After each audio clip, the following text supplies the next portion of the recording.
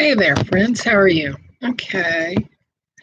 I had my comeuppance in the last day or so. Really haven't declared what I'm doing here, you know.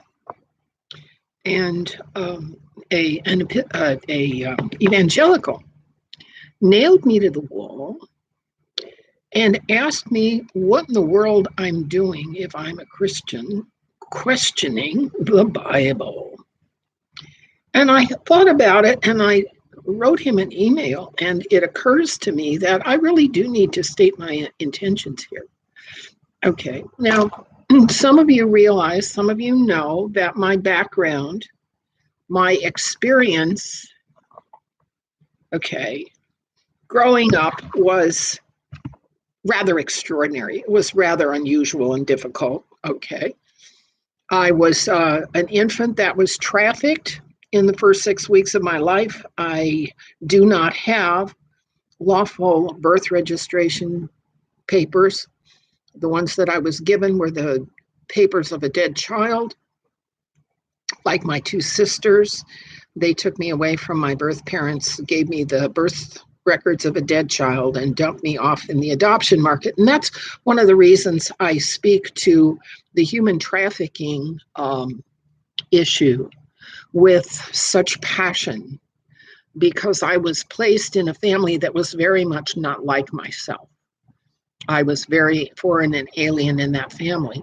And the family I was placed in were a Bolshevik, radical, atheist, socialist, um, secular, materialist. And that's not how my organism works. So I never fit into that family.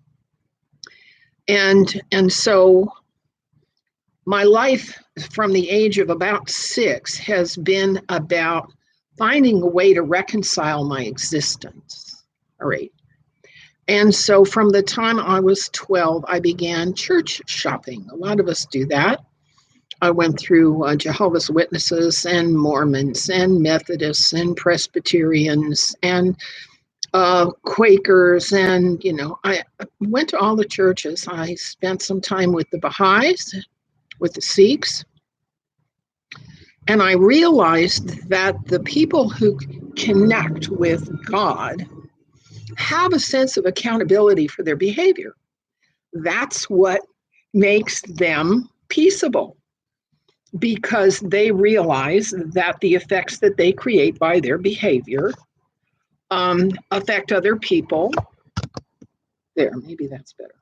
And and in the Jewish law, in the 613 mitzvot, as I have copied and recapitulated them, all right, the duty of a civil citizen is to do good things and get a good outcome, to refrain from doing the bad things that would cause bad effects, and also not to practice avoidance and not to practice pandering to vice and evil.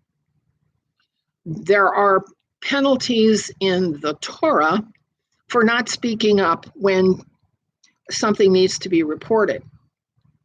All right, now that way of thinking is in contradistinction to the empire's way of thinking, going back all the way to after the flood, Sumer and Babylon and Syria and Greece and Rome and Tartaria all follow the occult ethic.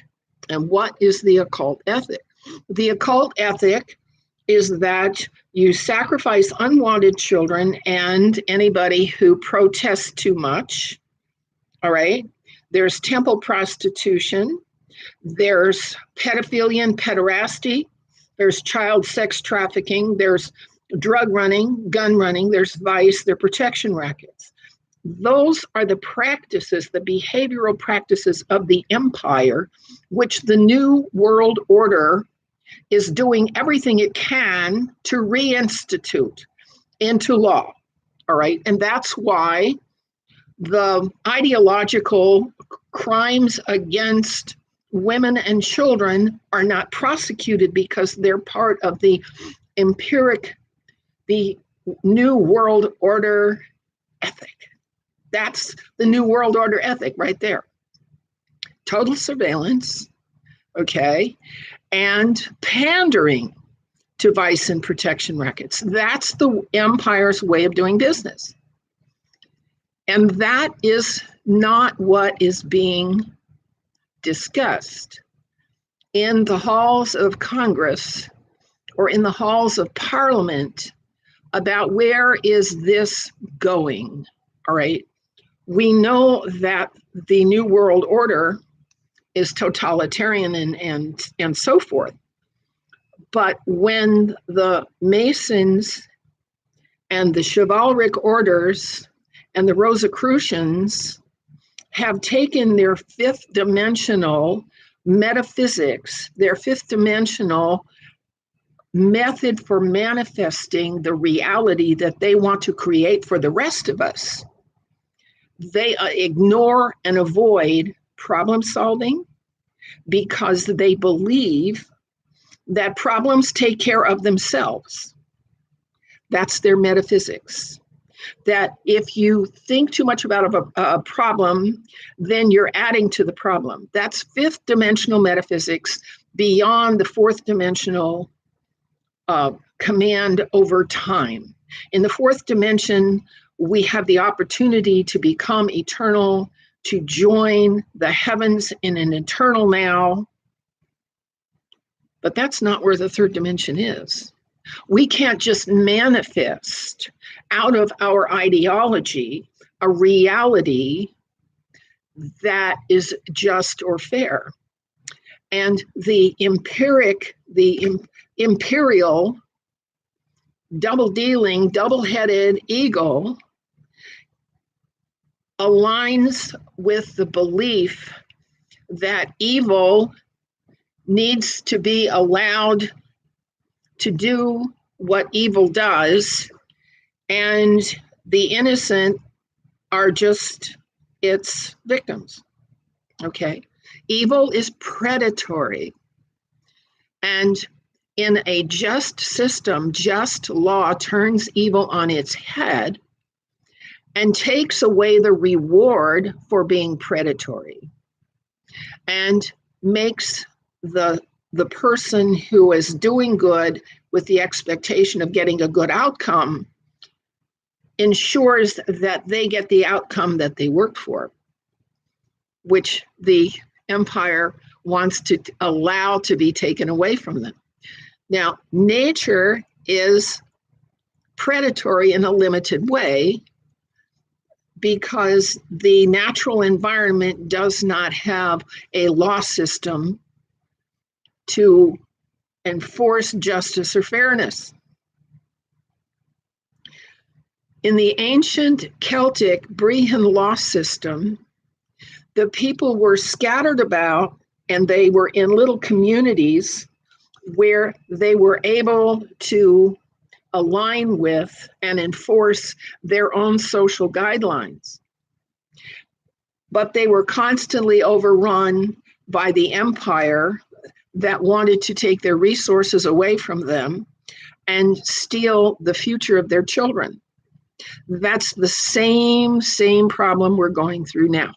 So I see my function, my vocation is to talk about Genesis 3:15. Okay?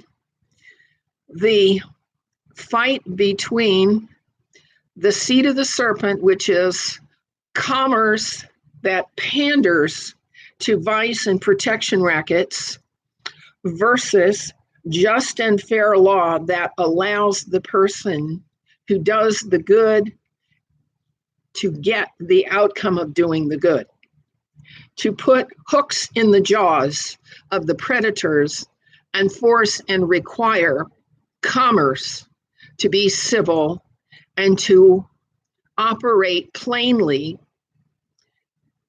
for everyone to witness, plainly by consent, which it is not now operating by.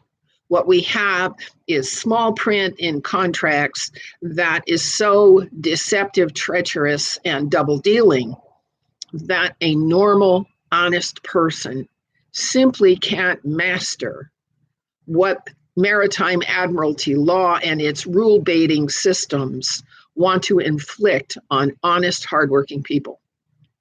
So that is how I see my mandate, to make this struggle clear between the predatory elites versus the benign and helpless and ignorant masses who didn't realize they came here to confront treachery and deceit and sedition. The people have to realize that they're being lied to top down, that they're being deceived and fooled, and they have to turn their heads around and figure out how to get safe in a predatory, commercial, totalitarian system. One of the ways to do that is to gather in communities that enjoy allodial title on the land and sequester themselves against the arrogant cynicism and nihilism and the gaming of the imperial system, which is at this point totally out of control. The tech giants in Silicon Valley think they have us all hogtied. Well, we'll see who's hogtied. We'll see. But anyway, that's what I'm doing here. And that's, I'm putting my all my links down below so you can find me wherever I am. And I haven't been kicked out of anywhere lately, so we'll just keep going.